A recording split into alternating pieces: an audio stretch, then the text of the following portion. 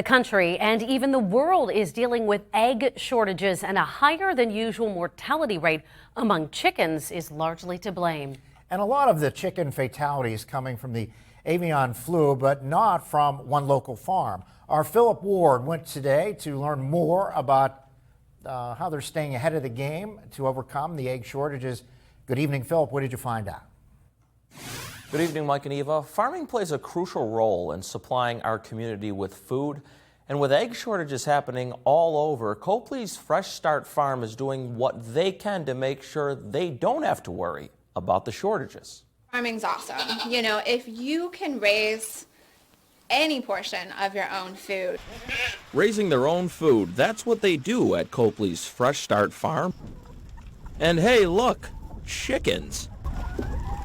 We have new layers, so they're just starting to lay, and once we hit spring, we're going to have eggs coming out our ears. As the country battles egg shortages, Copley's is doing just fine, and a lot of it is because of the way they raise their chickens.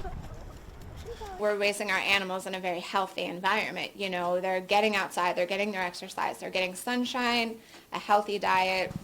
You know, that's your best chances of keeping your animals and yourself healthy. She says that separates their chickens from commercially raised chickens. There were a lot of commercial flocks culled, you know, thousands upon thousands of birds were culled at a time. You know, if they had one positive test within that building, they would just wipe out the whole building.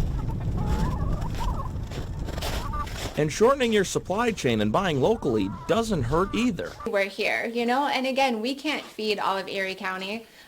There are many, many farmers, you know, that would love to supply your family.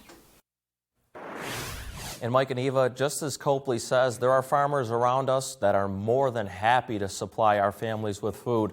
And we all need to eat, shortages or not. A solution to that, just as Paul Harvey once said, so God made a farmer. Live in the studio, Philip Ward, Erie News Now.